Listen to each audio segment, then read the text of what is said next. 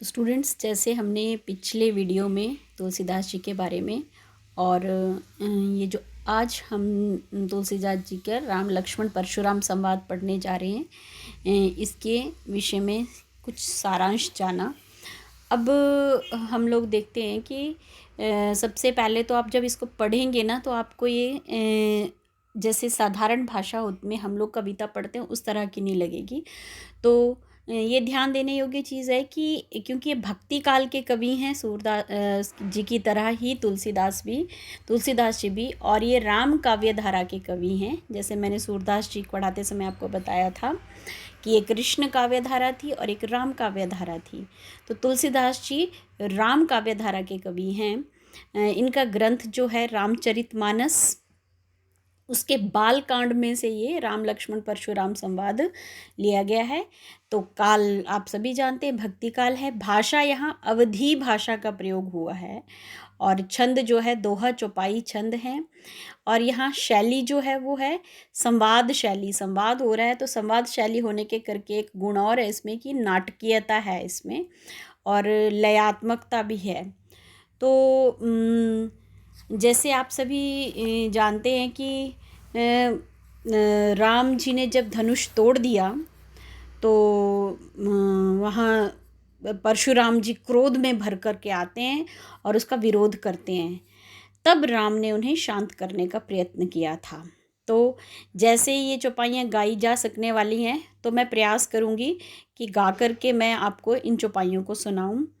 यहाँ पर श्री राम जी कह रहे हैं परशुराम को कि नाथ शंभु धनु भंजनिहारा, होई केउ इक दास तुम्हारा। आय सुकाह कही किन मोही, सुनि रिसाई बोले मुनि कोही। सेवक सो जो करे सेवकाई, अरि करनी करी करई लराई। सुनहु राम जेहि शिव धनु तोरा, सहस बाहु सम सो रिपु मोरा। सो बिल गाऊ बिहाई समाजा, नात मार जय सब राजा। सुनि मुनि लखन वचन मुस्काने, बोले परस धरहि अवमाने। बहु धनु ही तो रील रिकाई, कबहु न असरिस कीनी गोसाई।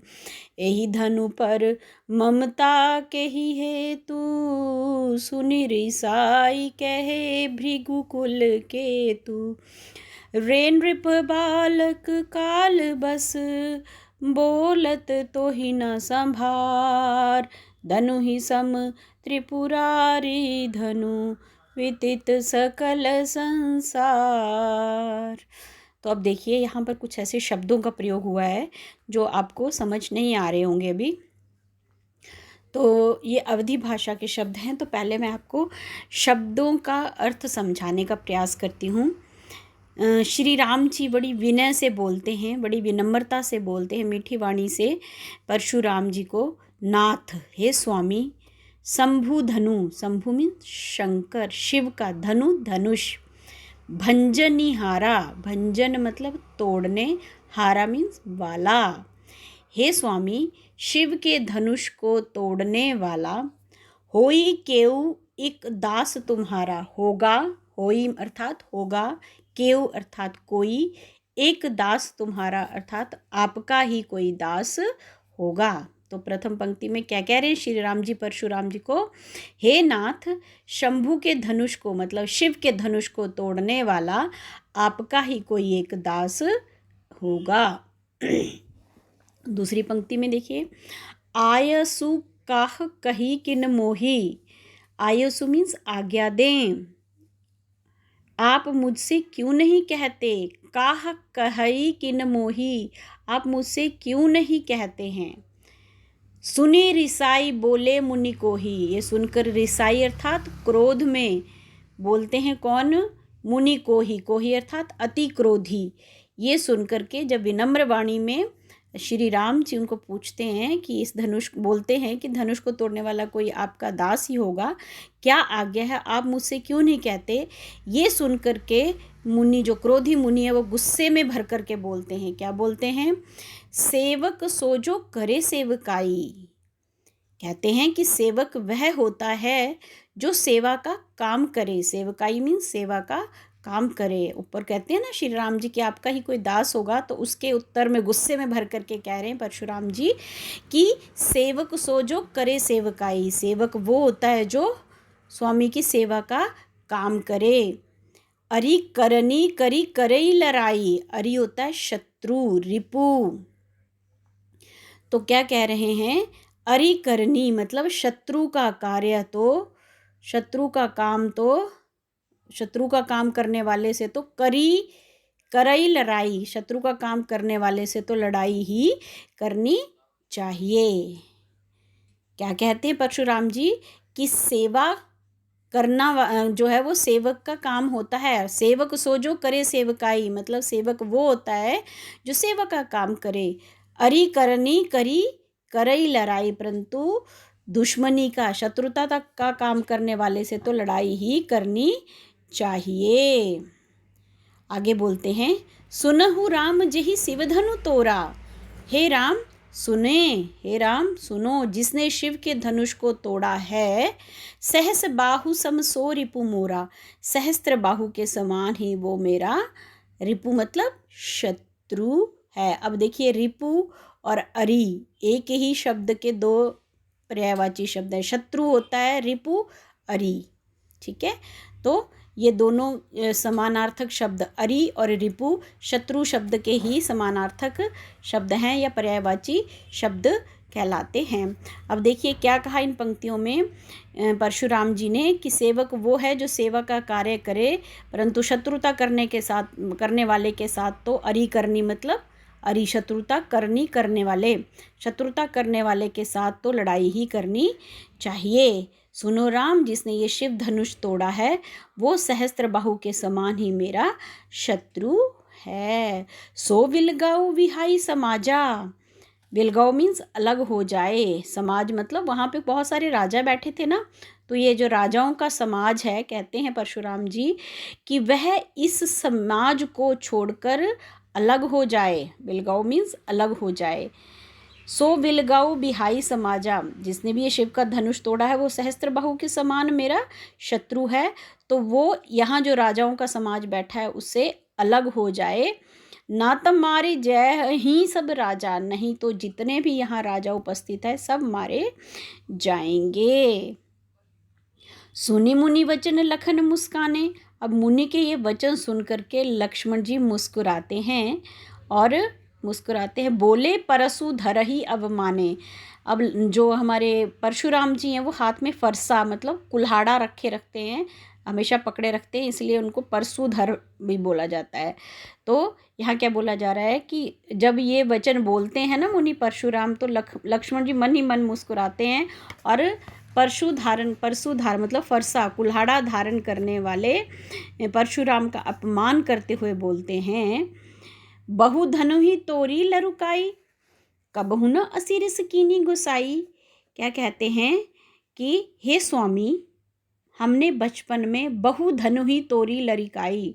लरिकाई होता है बचपन, तोरी अर्थात तोड़े हैं, धनु ही अर्थात छोटे छोटे धनुष। कहते हैं कि हे स्वामी, अपने बचपन में हमने बहुत सी धनुहियाँ तोड़ी हैं, छोटे छोटे धनुष तोड़े हैं, पर आपने ऐसा क्रोध कभी नहीं किया। कबहु न असी रिस कीनी गुसाई। ऐसा रिस मतलब क्रोध, गुस्सा, गोसाई मीन स्वामी। हे प्रभु, हे स्वामी, आपने ऐसी मतलब ऐसा गुस्सा पहले कभी नहीं किया है। यही धनु पर ममता के ही हेतु, धनु मीन्स धनुष, के ही हेतु मीन्स किस कारण, यही अर्थात इस। तो कहते हैं कि आपको इसी धनुष पर इतनी ममता किस कारण से है। अब क्या है, गुस्से में है परशुराम जी, तो लक्ष्मण ऐसे वचन बोल देते हैं कि हमने तो बचपन में बहुत छोटी छोटी धनुषियाँ तोड़ी हैं, छोटे छोटे धनुष तोड़े, तब तो हमारे ऊपर ऐसा गुस्सा नहीं किया गया है, तो फिर आपको इस धनुष के ऊपर इतनी ममता क्यों है। तो तो अब क्या है, सुनी रिसाई कहे भृगुकुल केतु। ये सुन करके, सुनी मतलब ये सुन करके, रिसाई मतलब गुस्से में तमतमाते हुए, गुस्से में कहते हैं भृगुकुल केतु। भृगुकुल केतु अर्थात किसको कहा गया है यहाँ, परशुराम जी को कहा है। उनका कुल जो है वो भृगुकुल में पैदा हुए हैं। भृगु वंश की ध्वजा के रूप में परशुराम जी जो हैं उनको माना जाता है। भृगुकुल केतु चंद्रमा माना जाता है उनको, भृगुकुल का। तो ये सुन करके भृगु वंश की ध्वजा के रूप में परशुराम गुस्से में भर करके बोलते हैं, रे नृप बालक काल बस बोलत तो ही न संभार, धनु ही सम त्रिपुरारी धनु विदित सकल संसार। क्या कहते हैं गुस्से में भरकर, रे नृप बालक, नृप क्या हुआ, राजा, महाराज, भूपति, पर्यायवाची शब्द भी साथ में मैं बता रही हूँ। हे राजा के बालक, यमराज के वश में होने, कालबस मतलब मृत्यु के वश में होने के कारण, या यमराज के वश में होने के कारण, बोलत तो ही ना संभार मतलब तू मौत के वश में है, इसीलिए तुझे बोलने में कुछ होश नहीं है कि तू क्या बोल रहा है। धनु ही सम त्रिपुरारी धनु विदित सकल संसार। ये जो भगवान शिव का धनुष इतना महान प्रसिद्ध, सारे संसार में जो प्रसिद्ध भगवान शिव का धनुष है, क्या ये छोटे से धनुष के समान नजर आ रहा है तुझे? ये धनु ही के समान नजर आ रहा है। अर्थात तुम्हारे द्वारा शिव जी के धनुष को ये धनु ही कहने का तुमने दुस्साहस कैसे कर लिया है। गुस्से में, बहुत क्रोध में तिल मिला रहे हैं, बहुत क्रोधित है परशुराम जी और लक्ष्मण जी को जो है, जो उन्होंने ये शिव के धनुष को धनु ही कहा है, तो बहुत क्रोध में हैं और लक्ष्मण को क्रोध में फटकारते हैं, दुत्कारते हुए कहते हैं। अब देखिए, अब शब्दों पे चलें तो जैसे मैंने पहले आपको बताया था कि यहाँ पर लक्ष्मण जी की निर्भयता बताई गई है कि वो इतने बड़े महामुनि के सामने भी डरते नहीं हैं, और परशुराम के क्रोधपूर्ण स्वभाव को बताया गया है। संवाद आपके सामने बिल्कुल नज़र आ रहा है, तो संवादात्मक शैली है, और इसमें वीर रस है, वीरता से भरे हुए बातें बोली जा रही हैं लक्ष्मण जी के द्वारा, और दोहा चौपाई छंद है, और संगीतात्मकता है, गाया जा सकता है। भाषा आप सभी जानते हैं कि अवधी भाषा है, और जो मैंने आपको बीच में शब्द बताए, जैसे शिव का जो है कहीं पर शंभु बोला जा रहा है, कहीं त्रिपुरारी धनु, मतलब शिव के पर्यायवाची शब्द जो हैं शंभु और त्रिपुरारी प्रयुक्त हुए हैं। परशुराम जी के पर्यायवाची शब्द भी यहाँ पर देखिए हमें देखने को मिले हैं, परशुधरही और भृगुकुल केतु। और इसके साथ देखिए अलंकारों का प्रयोग बहुत सुंदर हुआ है, इसमें अनुप्रास अलंकार है पूरे में, और साथ ही साथ रूपक अलंकार का भी प्रयोग हुआ है। तो ये आपके लिए अब काम है कि आप इसमें से रूपक अलंकार और अनुप्रास अलंकार जहाँ जहाँ हैं उन्हें आप छांटेंगे, और फिर उनको आप छांट करके लिखेंगे कि कहाँ किन किन पंक्तियों में ये अनुप्रास और रूपक अलंकार है। अब भाव आपके सामने स्पष्ट है कि भाव क्या है इन पंक्तियों का, कि हमें पता है कि रामचरितमानस के बालकांड में से लिए गए हैं ये पद, और इसमें जब श्री राम ने सीता स्वयंवर के समय शिव के धनुष को तोड़ दिया था, तो जिसके कारण परशुराम जी क्रोध में भर गए, और उन्होंने राम जी ने जो है, श्री राम जी ने उनके अपने मीठे वचन से उनको शांत करना चाहा, लेकिन लक्ष्मण ने जब व्यंग्य भरे वचन बोल दिए तो उससे परशुराम जी का क्रोध जो है वो भड़क जाता है, और उनसे उन्होंने जानना चाहा लक्ष्मण जी ने कि ऐसा साधारण सा धनुष जो है वो आपको इतना प्रिय क्यों है। तो अब इस पर आधारित कुछ प्रश्न मैं आपको करने के लिए दूंगी, तो आपने उन प्रश्नों को करना है। यहाँ पर एक सहस्त्रबाहु जो है शब्द का प्रयोग हुआ है, तो सहस्त्रबाहु से संबंधित कथा पहले मैं आपको सुनाऊंगी अगले वीडियो में, तब हम आगे चलेंगे। अब आपने इस वीडियो पर में आपको किसी भी तरह की कोई भी चीज़ समझ नहीं आई है तो आप कमेंट बॉक्स में कमेंट करके मेरे से पूछ सकते हैं, या मुझे पर्सनली फ़ोन करके भी पूछ सकते हैं, और इस पर आधारित प्रश्नों को भी आप हल करने का प्रयास करेंगे।